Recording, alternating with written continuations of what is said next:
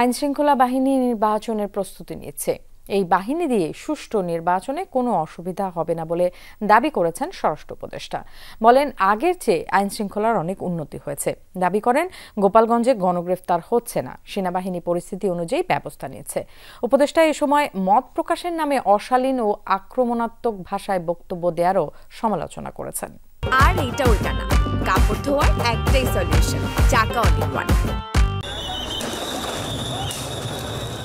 গোপালগঞ্জ ও চকরিয়ায় হামলা সংঘর্ষের ঘটনাসহ সার্বিক আইনশৃঙ্খলা পরিস্থিতিতে রাজনীতিতে নানা সন্দেহ, অবিশ্বাস।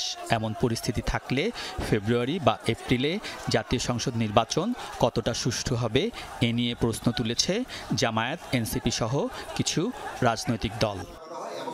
স্বরাষ্ট্র উপদেষ্টা অবশ্য আশাবাদী। সচিবালয়ে মন্ত্রণালয়ের কোর কমিটি এবং ডিএমপি ও আশেপাশের এলাকার আইন শৃঙ্খলা সংক্রান্ত বিশেষ সভা শেষে তিনি দাবি করেন, নির্বাচন ঘিরে প্রস্তুতি চলছে, অসুবিধা হবে না। এই আইন শৃঙ্খলা বাহিনী সুষ্ঠু নির্বাচন করতে পারবে না কেন? আইন শৃঙ্খলা বাহিনী যে প্রস্তুতি, আরও তো অনেক সময় রয়ে গেছে, আমাদের প্রস্তুতি রয়ে গেছে, আমাদের ট্রেনিং হচ্ছে, আমরা ট্রেনিং প্রোগ্রাম করে দিচ্ছি, আমরা তো প্রস্তুতি নিয়ে নিচ্ছি, আল্লাহ দিলে করতে কোনো অসুবিধা হবে না। সভা সমাবেশে অশালীন ও আক্রমণাত্মক বক্তব্যের দিকে ইঙ্গিত করে উপদেষ্টা এর সমালোচনা করেছেন।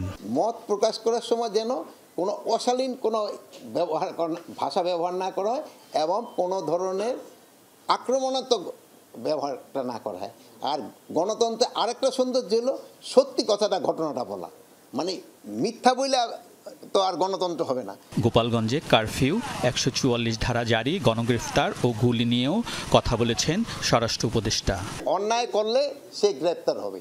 আমি একটা কথাই বলছি, কোনো অবস্থায় যেন সে দুষ্কৃতিকারী ছাড়া না যেন পায়, আর যেন যে অপরাধ করে নাই যে যেন কোনো অবস্থায় ধরা না পড়ে। শিশু, আমি এরকম তো কোনো রকম খবর আমার কাছে নেই যে শিশু আছে। মৃত্যুর জন্য পুলিশ মামলা করবে কি না করবে, এটা তো একটা কমিটি করা হয়েছে, তারা করবে। কার্যক্রম স্থগিত থাকা আওয়ামী লীগের 4 অঙ্গ ও সহযোগী সংগঠনের হরতাল নিয়েও কথা বলেছেন স্বরাষ্ট্র উপদেষ্টা। জানান, আগে হরতালে নাশকতা হতো, অন্তর্বর্তী সরকার তা অনেকটা কমিয়ে এনেছে। অন্যান্য হরতাল কল করার সময় এই ধরনের নাশকতা আরো বেশি হইতো। আলমগীর স্বপন, যমুনা নিউজ, ঢাকা।